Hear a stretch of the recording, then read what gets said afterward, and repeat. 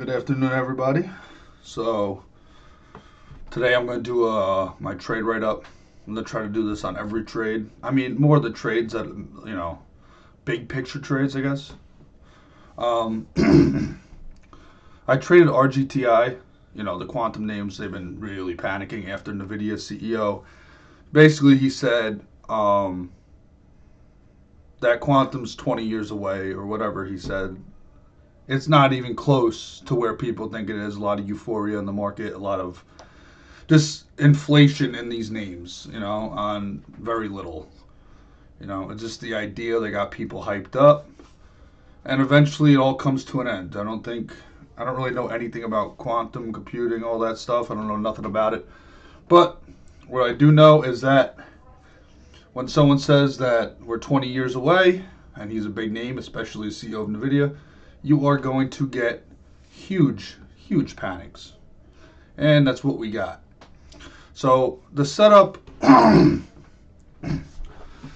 was a mean reversion overextension to the downside, right? So we have the upside mean reversion trades and we have the downside. Today was really just a downside one. I'm looking at it now. As much as it was a nice trade, it's not something that is truly great. I think it's a nice intraday predictable move, but I don't think big picture it's actually that good. And we're going to get into why I think that. Why I was comparing it to some other type of themes that happened, the bank names and things like that. But I don't think I question the trade idea. I don't question the trade itself, but the big picture I do question, and I'll explain why. Because essentially, this is a mean reversion to the downside. It's the exact opposite of a mean reversion to the upside, right? So like the NVIDIA, SMCI, MSTR, like same thing, right? And this really was a single day. All right. Ideally, you want multiple days and legs, right, in the day. Day panic, and then eventually it catches the bottom. This was just a huge panic on one day. Ideally, you want at least 2 days of panic, right? So that's why I think it's not really bouncing as strong as I thought it would, because it really just happened in one singular day, and ideally I would think you would want 2 days at least, right? So I guess how I can put it for me, and this is just me how I interpret it, as fast as it went down, that move is just as fast as the move up's going to be. So as fast as it went down, you don't want to still overstay the welcome up. If it was 2 days, you'll probably get an entire day of green. But the fact it was 1 day, it's probably just going to resell off on the bounce. And that's kind of what it's doing. If that makes sense. You want a longer, at least 2 days. Just like in extension moves, you want the breakout, extension, gap up, right? Multiple days, expanding range. We didn't really get that here. But it was a predictable push. But I wouldn't say it was as good as I thought it was. And looking at it now, it's because it really wasn't. But it worked out, right? But I wouldn't say it was like the bank stocks when they panicked, right? You had the multiple legs. This was just one big leg, in terms of the daily. So it worked out, okay? And I'll explain my thought process and things like that. It worked out, but I would say I'm lucky for getting out early. I mean, I would have got out anyway on the other side of the V, but in that given time, I thought it would have went higher. And now looking at it, it was only 1 day down. That's probably why it just failed on the second day. Ideally, you want multiple big red days to the downside. That's how I interpret it. And it worked out, but I want to show you another example of why. I'll show you examples later, but anyway. So it's really just the big picture is just a huge panic, right? We literally cut in half. We went from topping out at 21, And we really failed at 20. And then the video CEO started talking, and he created some massive fear. And you can see we just absolutely panicked. And we cut in half. All right. We got down to where this breakout was here at this $8 key, psychological number, and it was $8. And I kind of thought we would have a little bounce. A factor here was also that we had this huge volume, exhaustion volume. Vice versa of the exhaustion extension to the upside, the volume on that play is important, right? The exhaustion volume. Same thing to the downside, and we had that huge exhaustion volume where it's exhausting itself, and eventually we're going to get a bounce.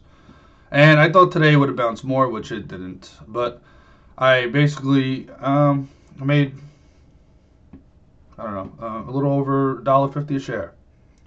And I had a good risk reward. So the key point here, that all that really matters, is as much as the idea was not that great, a little learning lesson as well here. I had a good risk reward and I made it work. And now next time I'm more aware. But I think it was a good trade overall. So intraday fundamentals, we had the huge volume panic day, right? The stock's down 50% in one trading session. I mean, it's extremely beaten down, right? Now, does that technically matter? I don't think so, and I'll explain why. Because if you look on this, how it had this panic, it was in one day. Now, I want to pull up a chart here, which is what I was referring to as the bank names. This is a similar type of setup, I guess, in terms of this panic to the downside. But you can see it had 1, 2, 3 days, right? And that's more ideal because when it has multiple legs down, you could kind of predict that it's going to hold the green. And it's going to have a huge bounce. This, and it had that wide range, right? Huge ranges, right? It's almost as 100% range. If it makes sense, right? It's not just one day, it's multiple days of exhaustion. And when you get multiple days of exhaustion, it's better off than just one session, right? It's the same thing to the upside, right? Exhaustion, if you pulled up NVIDIA. What is the recent one? MSTR. You're getting multiple days of exhaustion, right? So you could hold it longer, I feel like, in my opinion. One day of exhaustion, and then you wonder why it doesn't bounce as much. Because if, say, it panicked again today, it probably would have been better, right? And this was what I was comparing it to. But as you can see, you want multiple legs down. So that's why, in my opinion, it wasn't that great. But it worked. So basically, huge volume panic day, which is exhaustion to the downside. Stock down 50% one session. Not crazy about this fundamental. I think at the end of the day, this type of setup, you want it to be down multiple days in a row, not just one day. Approaching the $8 level breakout, which was giving me conviction, right? Because naturally, it's going to bounce. Stocks naturally bounce. So extending away from the daily mean, which it was, right? And which is a mean reversion play. But I wouldn't. This looks like it's something you have to swing, and I'm not going to swing it. I'm not going to try to predict the bottom.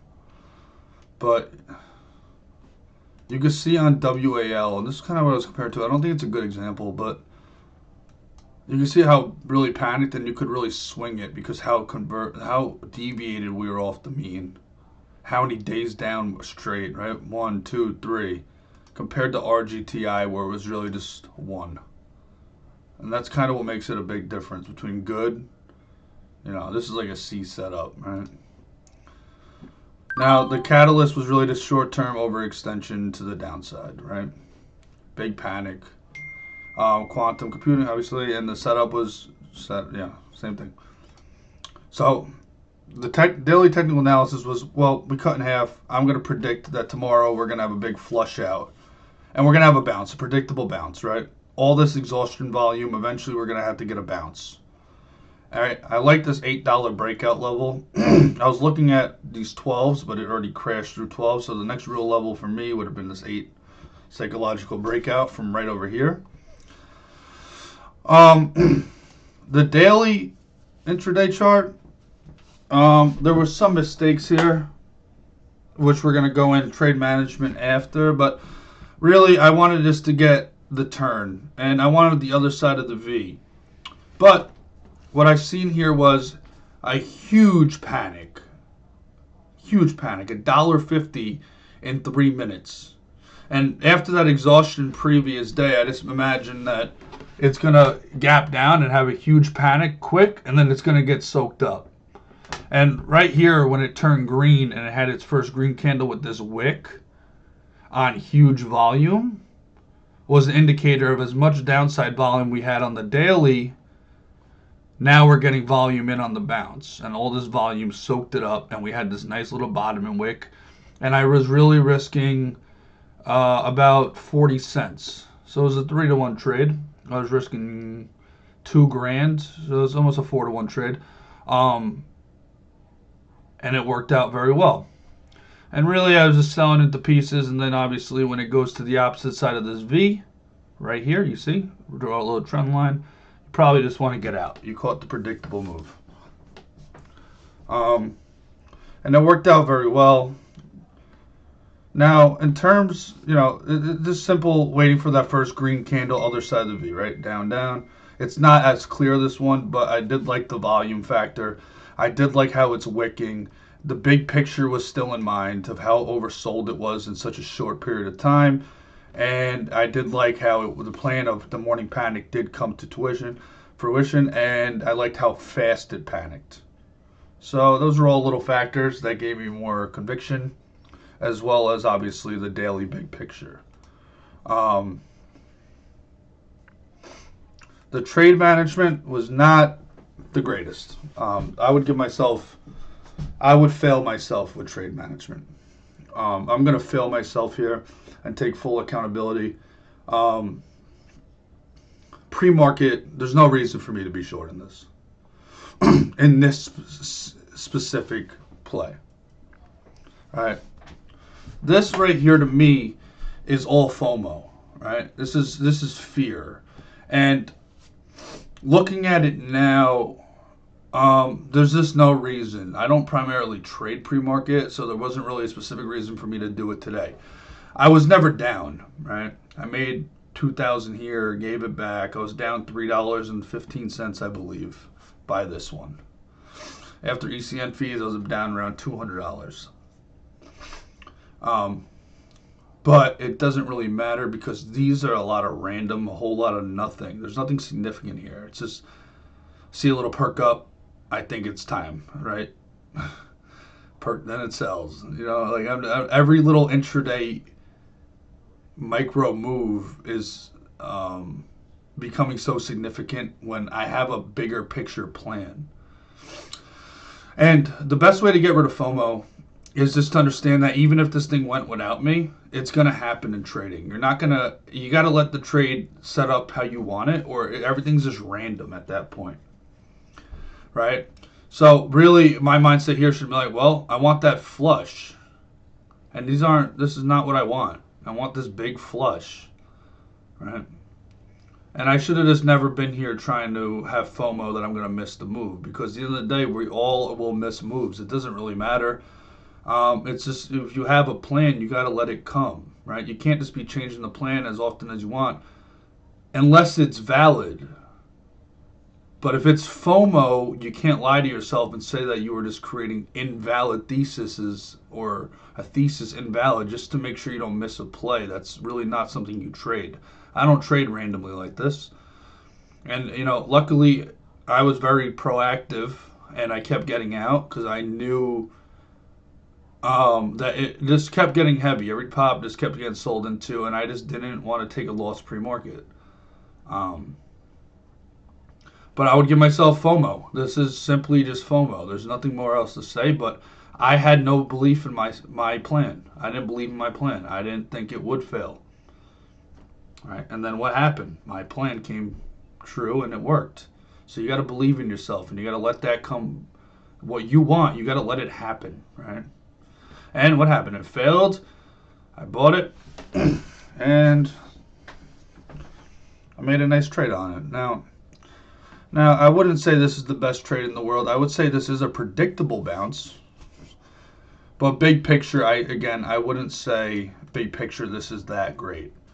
If this thing intraday, right, not pre-market, failed and then today failed again or something, I could see a big wick. But the fact that it's just, I'm not a big fan of this daily chart, right? But it worked out. Now, the improvements, patience, let the plan come to fruition, right? FOMO, patience. The best way to get rid of FOMO is to understand not all plays will give you that entry, which is just part of the game. There's no reason to get in unless your plan comes, right? There's no reason to get in unless your plan comes, right? After a while, you should understand the plan's going to work. So if you're going against your plan, right, well, when it finally comes, do you want to have a loser, right? Do you want to just be breaking even or cutting your potential profits in half because you were early due to simply just FOMO? So I would give myself on this trade a C. I liked that I could predict this predictable bounce. Daily chart is not the greatest. Execution was not the greatest. I do like how I did around this time. I said, okay, reset. I reset myself, walked away, came back at 9:30, and waited for that panic, right? And it worked out. So, yeah, I mean, there was no reason for me to be here at 5 a.m., right? I usually come here at 8 o'clock, because I think anything pre-8 o'clock is just, it's not for me personally. So for me to watch every micro tick before, from 5 o'clock, is just creating what? Expectations to trade, right? So you don't want to do that, right? But all around it worked. I think it was a good trade. Would I say it was a great trade? Absolutely not. Would I say that it worked out? Yes. But just because I make money on it and it works out doesn't necessarily mean it was a good trade. Again, there's a few things here. Like the daily chart worked.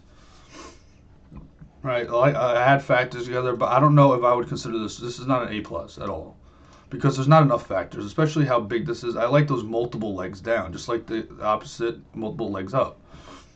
So I would give myself a C on this trade. It's not the greatest, performance-wise, not the greatest,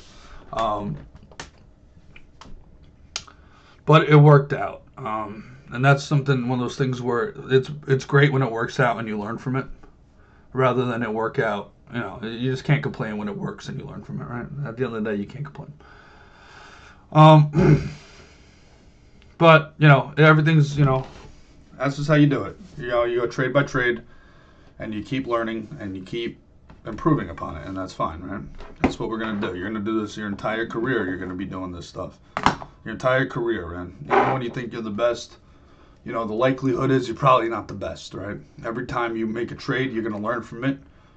It doesn't matter how good you are, how much money you make. It's just that career we play where every trade we make, every time you make $1, every time you lose $1, every time you click a button, anytime you think of an idea, you learn from it, right? So it's not a big deal. But, there's little things that if you don't nip it in the butt now, eventually it could become a problem, right? And it's not a blow up problem or a big loss problem for me. It's taking a loss on a trade before it even works, and then breaking even on a good trade just because I was early. To me, that's a problem. Not even early. It's just that it's not even like this wasn't even in the plan, right? I would understand if this was in the plan, all right, and I had to cut it and then retry again. It's okay, but this wasn't part of the plan at all. That's why it's not okay. But that's really it. Overall, good week. Yeah, overall, good week. Around 30K. I can't complain. I'm really just taking these singles and it's working out. But I really do want to start doing the extra work, right? I've always done the extra work, but like I said, I want to document it, and I want this to be an incredible year, a biggest year for me in terms of growth. And it is a little bit stressful. But I think accountability, it feels so great. Like when you take accountability for these things, I mean, these aren't big problems, right? But these are the problems that could become big problems, right? And I'm always going to have problems. I've never once in my life, in my career, has been perfect. Far from it. Very far from it, right? So you don't need to be perfect, right? But ideally, you do want to try to learn as much about yourself, not to perfect these things, but to control them and manage them. But this was just the trade. It was a very, I mean, it's pretty straightforward. I don't know. I don't want to overthink it, but yeah, it worked out. But I could do better. I could definitely do better. And that's really it, fellas. You guys have a great weekend. Just de-stress, relax, and just kick back, man. You don't always got to be looking at charts, right? It's a big goal of mine also is to after 4 o'clock. My big goal is to stop. Is to really just stop and just relax. All right. All right, fellas. You guys have a good weekend, and yes, that's it.